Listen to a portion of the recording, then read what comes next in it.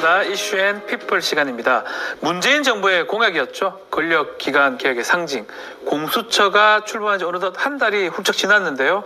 하지만 여전히 검찰에서는 기소권, 수사권 있습니다. 또 공수처 역할에 대해서도 갑론을박이 계속 이어지고 있습니다. 자, 오늘 황희석 열린민주당 최고위원님 모시고 권력기관 개혁의 이 현재하고 남은 과제를 자세히 한번 짚어보겠습니다. 위원님 안녕하십니까? 반갑습니다. 네, 오랜만에 또 모시는 것 같습니다. 그동안 이 법무부 인권국장도 하시고 또 검찰개혁 추진 지원단장 제가 한 걸로 알고 있는데 비검찰 출신이잖아요. 네. 또 비검찰 출신도 이런 일을 하면서 여러 가지 비판도 받고 또 응원도 받고 있는 걸로 제가 알고 있는데 하여튼 제가 아주 시작하기 전에 근원적인 질문을 좀 드릴게요. 네. 근본적으로 검찰 개혁이 필요한 이유 그걸 먼저 좀 쉽게 좀 얘기 좀 해주십시오. 첫째는 우리나라 검찰이 그 전 세계에서 유례를 찾아볼 수 없을 정도로 네. 형사 사법에 관계된 권한을 모두 독점하고 있습니다. 그러니까 어마어마한 권한을 다 독점을 하고 있죠. 네. 이런 것은 다른 나라에서 전혀 볼 수 없는 거고요. 네. 두 번째는 검찰이 이렇게 많은 권한을 갖고 있음에도 불구하고 실제 그 행사나 사용을 하는 데 측면에서는 굉장히 불공정하고 네. 남용을 해왔다. 쉽게 말하면 국민의회에서 군림하면서 함부로 수사권을 행사하는데 네. 정작 자기들 식구들 김학의 사건에서 그렇죠. 보시다시피 그리고 룸살롱 사건 알지 않습니까? 99만 원 사건이요. 네, 99만 원 사건이죠. 네. 그런 것처럼 자기들 식구에 대해서는 제대로 수사도 하지 않고 기소도 하지 않는 그런 불편 부담들이 계속되어 왔기 때문에 이것을 개혁을 하자는 그런 취지입니다. 네. 근데 최근에 지금 중대범죄수사청 얘기도 나오고 있는데 네. 이 기소권하고 수사권이 융합되는 게 전 세계 추세다 이런 얘기를 검찰에서는 또 하고 있어요. 반박 자료로. 그렇습니까? 예, 저는 그걸 처음 듣는 얘기 같아서 어디서 나온 얘기인지 모르겠습니다만 네. 만약에 그렇게 얘기를 한다면 우리가 일부 현상이겠죠? 일부 현상도 사실은 아니죠. 저도 아닌 걸로 알고 있는데요. 그건 아니고요. 우리가 근대 국가를 만들면서부터 이 큰 권력을 분산시키고 네. 쪼개자는 것은 일관된 법칙이었죠. 그렇죠. 지금도 그는 계속 진행 중이고요. 네. 그래서 그것은 좀 근거 없는 얘기라고 생각합니다. 근거가 없는 얘기인데 일단은 반박을 하고 있습니다. 네. 자, 자기네 식구들 조사를 할 때는 상당히 좀 자의적으로 시간을 주거나 했다라는 말씀을 지금 하면서 그런 게 검찰개혁의 필요성 중에 하나라고 얘기하는데 그렇기 때문에 신호탄 공수처가 만들어졌고요. 한 달 정도 지났는데 일단은 공수처의 역할이 가장 큰 역할은 뭐라고 봐야 됩니까? 원래 공수처는 사실은 검찰을 어떤 상대로 해서 네. 대상으로 해서 만든 조직은 아닙니다. 네. 근데 이제 지금 현재는 그와 같은 기능과 역할들이 많이 요구받고 있는 상황이기 때문에 제일 중요한 것은 검찰의 자기 식구 감싸기. 네. 이 문제에 대해서 확실한 통제하는 역할을 해야겠다. 공수처가. 그리고 두 번째는 원래 당초에 이제 고위공직자의 수사나 범죄라든지 부패가 많이 문제가 됐었죠. 네. 특히 이제 민주화 이후에 90년대 중반부터 고위공직자들의 부패 문제가 항상 문제가 되어 왔기 때문에 지금 국민권익위원회도 만들어져 있습니다. 네. 이에 대한 수사를 해야 될 기관이 필요하다라고 해서 만드는 기관이기 때문에 고위공직자의 범죄를 억제하는 역할을 또 맡아야 된다라는 것이 제가 볼 때는 큰 두 가지 기능이 요구받고 있다고 생각하고 있습니다. 자, 그렇다면 이 공수처가 고위공직자, 검사나 판사나 고위공직자들의 수사 또 견제하는 역할을 할 거로 지금 보이는데 만약에 공수처 외에 다른 수사기관, 국가수사본부라든지 이 고위공직자의 범죄 혐의를 발견하게 되면 앞으로 어떻게 해야 됩니까? 기본적으로는 이제 국가수사본부나 지금 현재 다른 수사기관들이 아직 그대로 있죠. 네. 예를 들어서 검찰도 수사를 할 수 있고, 합니다, 아직까지. 네. 경찰청에 있는 국가수사본부도 수사를 할 수 있는데, 실제로 이제 공수처가 이 고위공직자 범죄 수사를 전담을 하도록 일단 법에는 규정이 되어 있습니다. 쉽게 말하면 다른 기관들이 먼저 할 수 있지만 공수처가 그 사건의 이첩을 요구를 하면은 그 다른 수사기관들은 사건을 공수처로 보내야 됩니다. 이첩 요구권이 있고 보내야 될 의무가 있다는 거네요. 그렇습니다. 네, 사건을 줘야 된다. 공수처한테.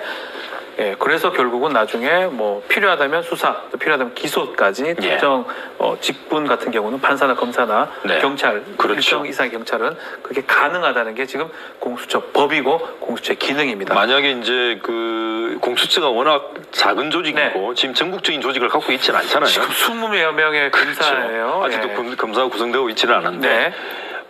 그 조직에서는 사실 고위공직자 범죄가 있는지를 다 알 수가 없잖아요. 그렇죠. 예. 그러면 다른 수사기관에서 먼저 그거를 포착을 하게 되면 예를 들어서 경찰에서 그걸 포착하게 되면 당연히 그 사건에 대해서 이런 사건이 있었다는 것을 공수처에 통지를 해야 됩니다. 통지를 하고 통지를 하고서 공수처가 이것은 자체적으로 우리가 수사를 해야겠다라고 네. 판단을 하면은 그 수사기관에다 이 사건을 공수처로 보내라라고 요구할 수 있고 그 기관은 당연히 보내야 됩니다. 네.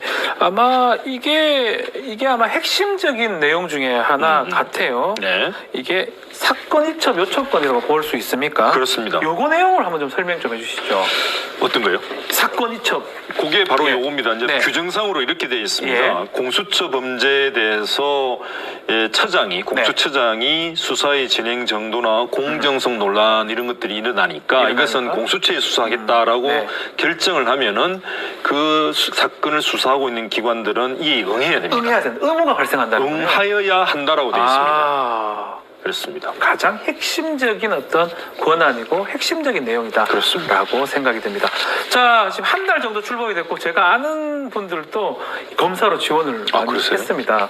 근데 면접도 본다고 하고 뭐 이렇게 잘 안 될 것 같다면서 저한테 뭐 많이 봤는데 지금 수사관, 검사 뭐 지원자들도 꽤 많다고 지금 하고 있거든요. 네. 한 달 정도 출범이 됐는데 그냥 우리 평가 한번 내릴 수 있을까요?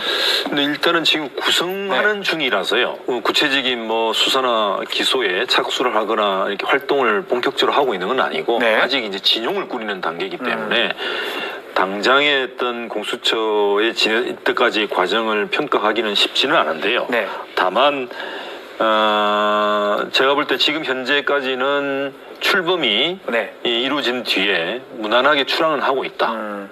이제 본격적으로 사람을 구성하고 나면은 이 공수처가 정말 국민의 기대에 어긋나지 않게 활동할 것인지는 아마 곧 드러나지 않을까 네. 좀 기대를 해야 될 상황 같습니다. 25명입니다. 검사는 차장 25명이죠. 포함해서. 실제로 검사는 23명이고 또 부장급이 있다면 한 6, 7 그 정도 검사가 다 해야 되는데 그렇죠. 제가 좀 한번 따져보니까 좀 지청 정도 될 것, 지방의 지청, 맞습니다. 천안지청 정도. 천안지청도 안 되죠. 그것도 안 될 것 같아요. 네.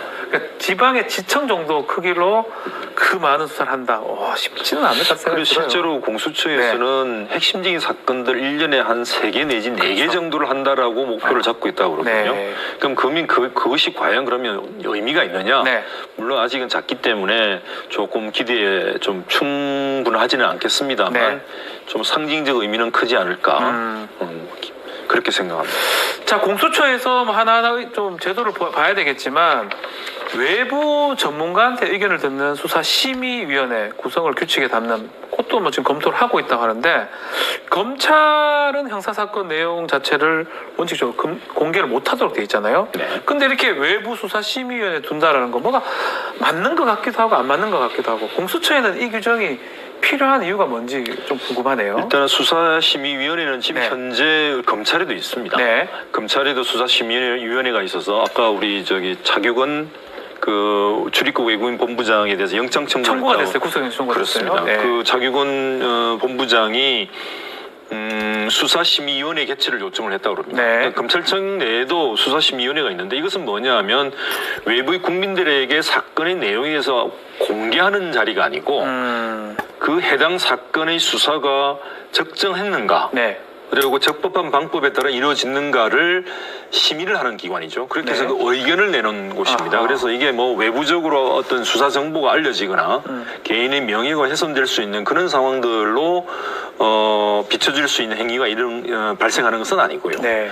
그래서 지금 일본에서도 수사심의위원회라는 게 있어서 네. 지금 우리보다도 훨씬 더 외부의 의견이 더 충실하게 반영되는 네네. 그런 조직으로 되어 있습니다만 수사나 기소가 과연 필요한가 적정한가에 대해 판단을 구하는 그런 기관입니다. 약간 뭐 그 한 명이 판단하기보다는 또 여러 또 외부 인사가 판단하면 더 좋은 결론을 낼 수 있다는 어떤 그런 어떤 집단지성 힘 그런 것들을 좀 원하는 그렇죠. 게 아닌가 보이네요. 더군다나 이제 수사와 기소 이렇게 되면은 기소 문제에 관해서는 검찰이 독점권을 갖고 있기 때문에 그렇죠. 자기 마음대로 결정을 해버리지 않습니까? 네. 그러면 자의적으로 기소권을 행사하는 또 선택적으로 기소권을 행사하는 이런 문제가 생길 수가 있거든요. 네. 그것을 견제하기 위한 장치이긴 한데 좀 더 우리나라는 보완이 필요하다라고 해서 그 발전을 좀 기다리고 있는 상황이고요. 네. 아마 공수처에서도 이 부분을 좀 더 강화하겠다라는 취지에서 수사심의위원회를 두려고 하는 것 같습니다. 네. 자, 인사 구성 얘기를 했는데 조금 늦어진다는 느낌도 들어요. 네. 좀 일사천리로 돼서 빨리 좀 작동을 하고 일을 하는 모습을 좀 봤으면 좋겠는데 보니까 2차 기간이 지났음에도 불구하고 이 인사추천위원회가 뭔가 하여튼 빨리빨리 움직이는 것 같진 않은데 특히 야당이 끝까지 추천을 거부하면 인사위 구성은 좀 어려워지는 겁니까? 어떻게 되는 겁니까? 뭐 이제 인사위원회가 이제 검사들 선발을 하고 또 네. 앞으로 징계를 하거나 어떤 보직을 줄 때에 그거를 전체적으로 관장하는 기관인데 법에 그렇게 돼 있습니다. 그렇습니다. 하라고요. 공수처법에 인사위원회가 네. 구성하도록 되어 있고 네. 그리고 그 구성은 처장과 차장 그다음에 처장이 추천한 한 사람, 한 사람. 그다음에 여당 교섭단체, 야당 교섭단체 각 2명 이렇게 네. 해서 총 7명인데 지금 야당에서 이제 인사위원회에 구성할 수 있는 2명의 추천을 네. 지금 안 하고 있는 상태고 이미 기간이 지났죠. 네. 제가 알기로는 사실은 뭐 기간 내에 뭐 정당한 기회를 줬음에도 불구하고 그것에 네. 대해서 응하지 않을 경우에는 사실은 그 권리를 포기했다고 볼 수밖에 없지 않습니까? 그래서 제가 볼 때는 지금 현재 나머지 5명만으로도 네. 위원회 구성은 뭐 출범은 가능하다. 그렇죠. 그리고 지금 법상으로도 위원회는 과반수 의결을 하도록 돼 있기 때문에 7명 중에 5명이고 그 다음 5명에서 제 생각에는 과반수 결의를 해서 위원회를 운영할 수는 있다라고 저는 생각을 하고 있습니다. 네. 그래서 뭐 최대한 빨리 좀 구성이 돼서 활동을 해야 되지 않겠나. 아마 많은 국민들이 좀 바람을 갖고 있는 게 바람을 갖고 있을 거라고 생각이 듭니다. 예. 그러다 보니까 1호 사건 얘기가 계속 나오고 있어요. 공수처 1호 사건은 과연 뭐가 될지 또 언제쯤 1호 사건이 착수가 될지 이 질문을 좀 드리기에는 좀 부담스러울 수도 있을 것 같은데 공수처 1호 사건 뭐가 될 것 같습니까? 그래서 뭐 구체적인 특정해서 네. 이렇게 얘기하기는 쉽지는 않을 것 같고요. 네. 어차피 이것을 결정하는 것은 뭐 공수처에서 결정하는 공수처에서 결정할 거니까. 부분이겠죠. 네. 외부에서 뭐 이러쿵저러쿵 하는 게 소위 그 입방아를 찍는다 그럽니까? 네. 뭐 재미있는 흥미거리는 될 수 있겠습니다만 제가 볼 때는 뭐 그거 가지고 공수처가 결정할 것 같지는 않고요. 네. 다만 상징적으로 본다면 공수처가 가장 큰 기대를 받고 있는 분야는 결국 검찰 쪽에 검찰이죠. 관계된 거거든요. 네. 검찰이 수사권도 다 갖고 있고 네. 기소권도 독점을 하고 있는 상황이라 이것 때문에 어떤 수사와 기소가 좀 형평에 맞지 않거나 네. 또는 사리에 맞지 않게끔 선택적으로 행사됐던 부분들을 바로잡아야 필요성들이 있어 공수처가 만들어진 거니까 네. 그에 맞춰서 좀 공수처 1호 사건들이 정해졌으면 좋겠다라는 아하. 것이 뭐 저희 바람이기도 하고 검찰 사건을 해야 되는 게 맞다. 그렇지 예. 않겠는가라고 저는 기대를 하고 있습니다. 검찰 사건을 하는 게 공수처의 출범의 의의가 더 있는 것 같다라고 네. 이제 평가를 네. 주셨네요. 네, 검찰 사건이 될지 한번 그건 지켜봐야 될 것 같습니다. 자, 공수처 출범을 했지만 또 뭐 여러 가지 논란들은 계속 있습니다. 중대범죄수사청, 이 검찰의 수사권, 기소권, 특히 수사권을 검찰을 이제 분리하자, 수사 기소를 분리하자 이 얘기를 하고 있는데 여당 같은 경우 지금 법안을 발의한 상황이고요. 네. 논란은 계속되고 있어요. 뭐 오늘 아침도 윤석열 총장 어제 뭐 반박하는 어떤 기자 인터뷰도 있었고요. 중수청이 필요한 이유 이건 한번 얘기를 한번 들어볼까요? 중대범죄수사청. 네, 중수청이 필요한 거는 일단은 전제가 뭐냐 하면 네. 검찰이 수사에서 손을 떼야 된다는 겁니다. 아, 검찰이 원래 수사를 하는 조직이 아닙니다. 네, 그러니까 이제 검찰이란 제도 자체가 만들어진 것이 그 이전에 검찰이라는 제도가 없을 때 네. 경찰이 수사와 기소를 모두 다 하고 있었죠. 그 때문에 이제 경찰이 뭐 만행을 저지르는 것을 목격을 했는데, 그러면서 근대에 들어서면서 수사는 경찰이 하고 이거에 대해서 통제를 하고 기소할지 여부에 대해서 견제할 수 있는 장치를 검사로 만든 거죠. 법을 적용해서 기소 여부를 결정해라 라고 권한을 준 것이 검사이기 때문에 출범 자체에서 검사는 수사권을 갖고 있지 않았고요. 우리나라만 유독 희한하게 검사한테 수사권을 주고 있는 겁니다. 기소권도 주고 있으면서. 그래서 이것을 바로 잡아야 된다는 것이 기본적인 전제고요.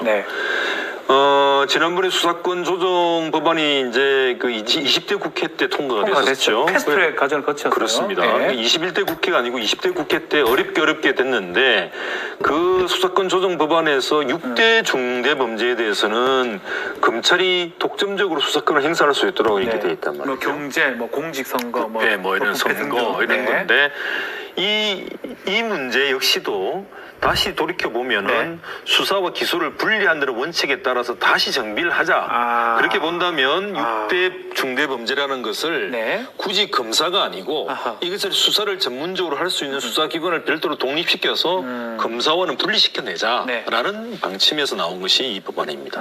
그러니까 그거를 법무부나 어떤 예하에 두면서 검찰청하고는 다른 조직을 하나 만들자. 그렇죠. 근데 이런 얘기도 많이 있어요. 공수처하고 지금 검경수사권 조정한 지 얼마 이게 이른바 검찰개혁 1탄이잖아요.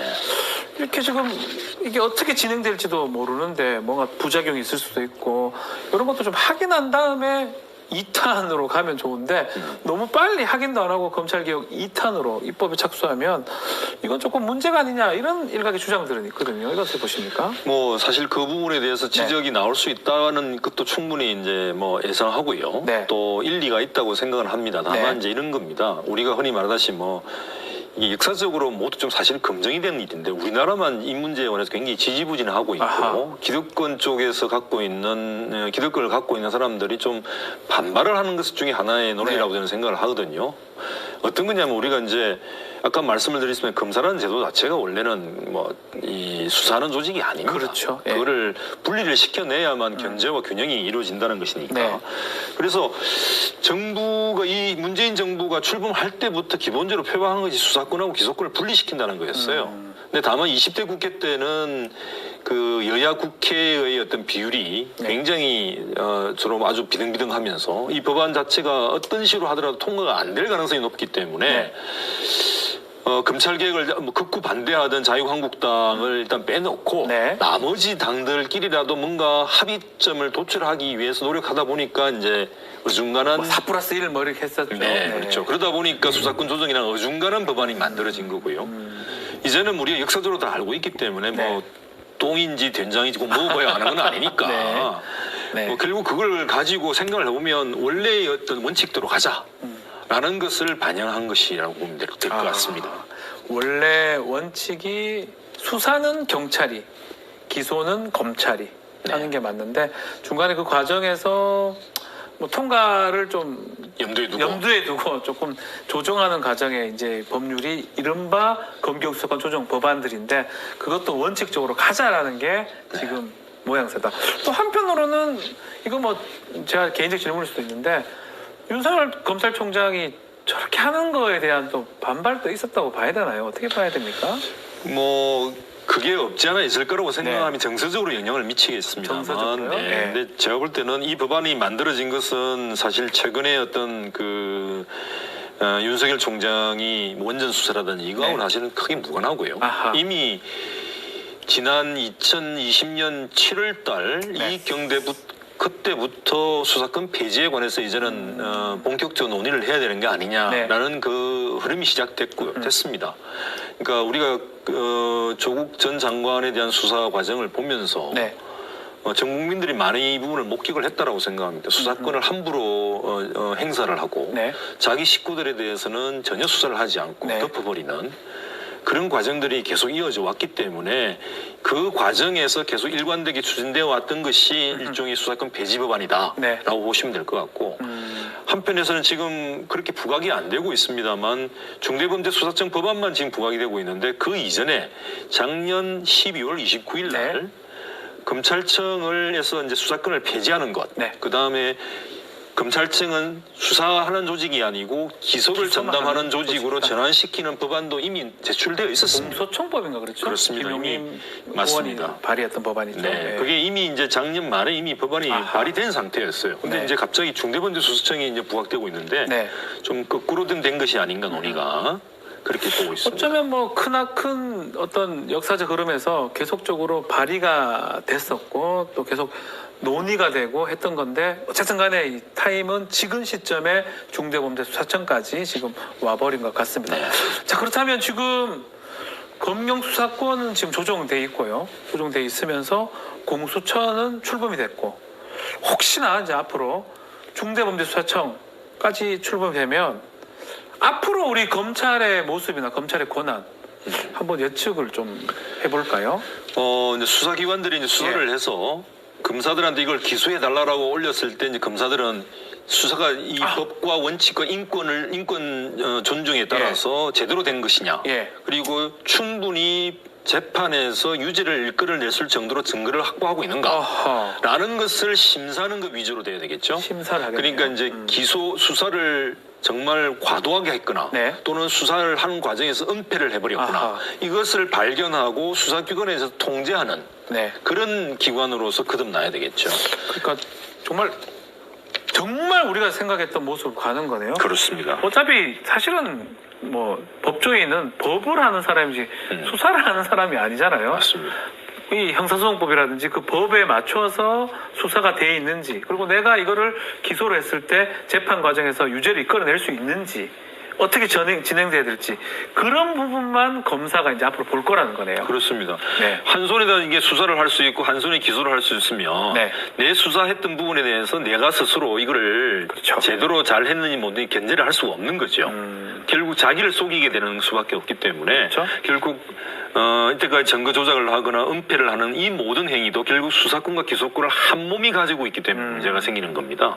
그것을 분리를 하면 검찰은 이제 진정으로 수사기관에 대해서 수사의 잘잘못을 평가하고 따질 수 있고 통제할 수 있는 기관으로 자기 역할을 찾아갈 거라는 것이죠. 만약에 진작에 수사 기소권이 분류됐다면 김학의 사건 같은 거는 일어나지도 못했겠네요. 그렇습니다. 그 김학의 씨가 검사 출신이고 법무부 차관이었습니다만 그렇다 하더라도 수사는 경찰에서 하는 거니까 그것에 대해서는 검사가 이래라 저래라 할 수가 없죠. 그러면 경찰이 독자적으로 수사를 한 다음에 기소로 넘길 건데 그 과정에서 기소를 안 할 예정이 있어요. 그럴 예정이 그때는 결국 기소 여부에 대해서 검찰이 독자적으로 자의적으로 판단하지 않도록 하기 위해서 국민들이 참여할 수 있는 그런 제도적 장치가 필요한데 미국 같은 경우는 그게 대비심이라는 대비심이라는 거고 일본 같은 경우도 그게 굉장히 활성화되어 있죠. 검찰심의위원회, 수사심의위원회가 있으니까 우리도 그걸 활성화시켜야 된다는 겁니다.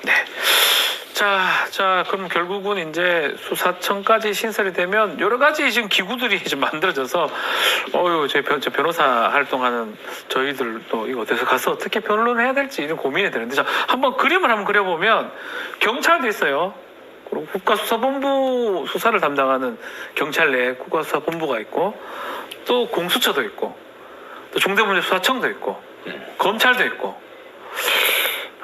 참 많은 권력들이 나눠지는 모습으로 보이는데 이 각 기관들 특히 또 이런 얘기도 많아요. 경찰한테 너무 많은 게 가는 거 아니냐, 경찰 또 잘해야 되는 거 아니냐, 또 이런 얘기도 있거든요. 각 기관들이 어떤 역할을 담당해야 됩니까? 그러면 국가수사본부는 원래 경찰 안에 있는 조직이니까 경찰과 따로 볼 수는 없는 것 같고요. 그러니까 수사를 하는 조직은 경찰 내에서는 국가수사본부가 유일합니다. 그러니까 국가수사본부가 하나 있고 그다음에 공수처가 하나 있고 만약에 중수청이 생기면 중수청이 생길 거고 이렇게 세 개의 수사기관이 생기는 거죠.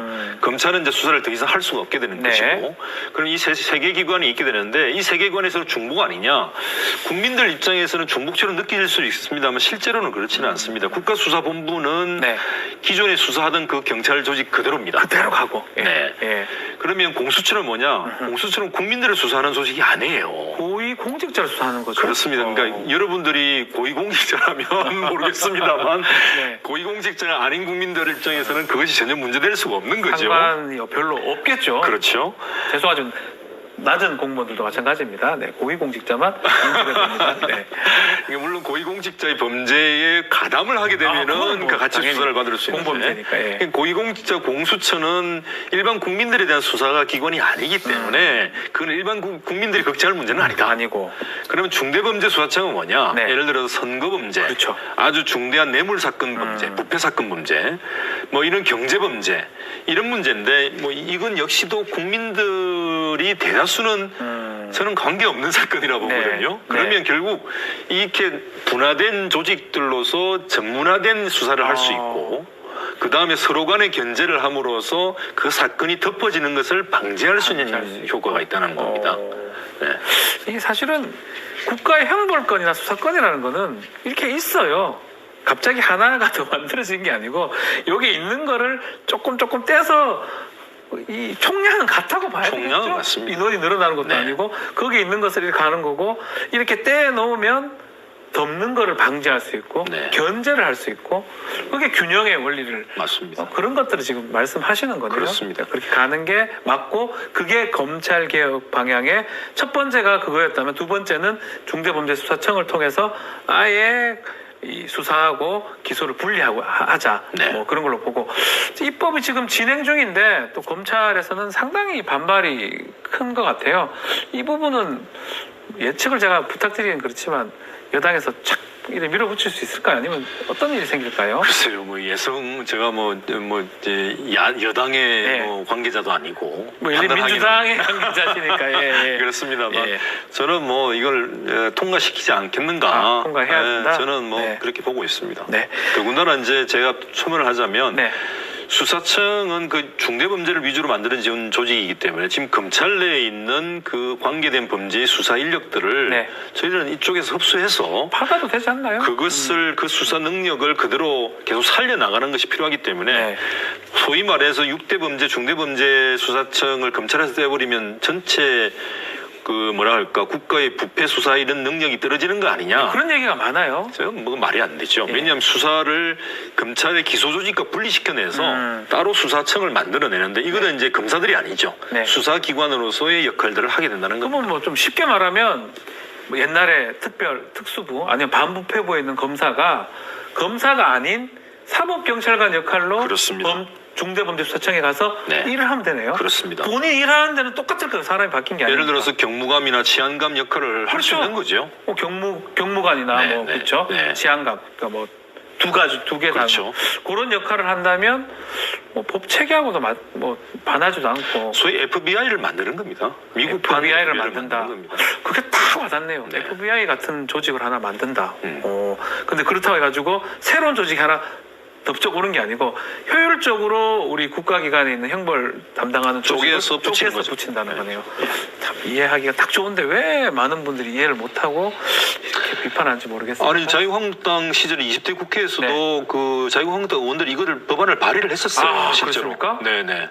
지금 박상도 반대로 의원하고 20몇 분이 자유한국당 의원들이 중대범죄수사청을 만들고 어허. 검찰의 수사권을 폐지하는 법안을 만들어 제출을 했었어요. 근데 박상도 의원이요? 예, 실제로 통과시킬 의도는 없었다고 저는 봅니다만 아하. 어쨌든 그 법안과 거의 똑같습니다. 거의 유사하다. 아, 네. 이것도 참 놀랍네요.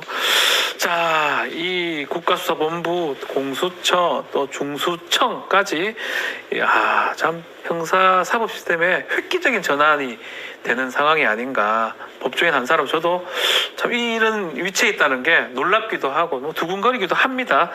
자, 마지막으로 우리 권력기관의 개혁. 남은 과제를 한번 들어볼까요? 네, 어차피 지금 가장 핵심적인 거는 네. 검찰 개혁인데요. 네. 검찰 개혁의 수사권을 폐지를 하고 수사기관들을 정비를 한 다음에는 역시 남아 있는 권력기관들 개혁을 계속 해야 되지 않을까. 되겠죠. 네.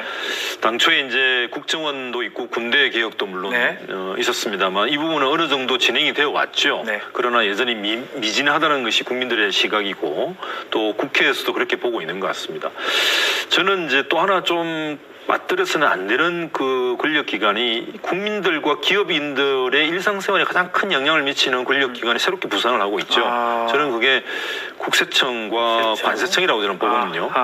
실제 이 국민들의 생활에 미치는 영향력으로 보면 굉장히 큽니다. 네. 모든 정보와 또는 금전에 관계된 네. 정보를 가지고서 사실 국민들을 옥죄는 경우도 많이 있기 때문에 네. 거기서 또 부패의 어떤 고리들도 연결되기도 하고 그래서 저는 차츰차츰 이렇게 큰 권력들을 정비해 나가는 과정에서 마무리되면서 함께 앞으로는 국민들의 생활에 실제 영향을 미치는 권력기관에 대해서도 또한 예의주시를 하고 개혁을 준비해야 된다 이런 생각을 하고 있습니다. 네. 자, 여전히 권력기관 개혁을 바라는 국민들의 목소리는 아주 뜨겁습니다. 공수처가 검찰개혁의 상징적 의미가 됐듯이 남은 개혁 과정도 올바르게 또 바른 과정으로 나갈 수 있도록 우리 항 위원님께서 또 끝까지 또 애써주시기를 바라겠습니다. 자, 오늘 귀한 시간 내주신 황인석 최고위원님께 감사의 말씀드리겠습니다. 고맙습니다. 고맙습니다. 허허실실 이제 마칠 시간이 다 됐습니다.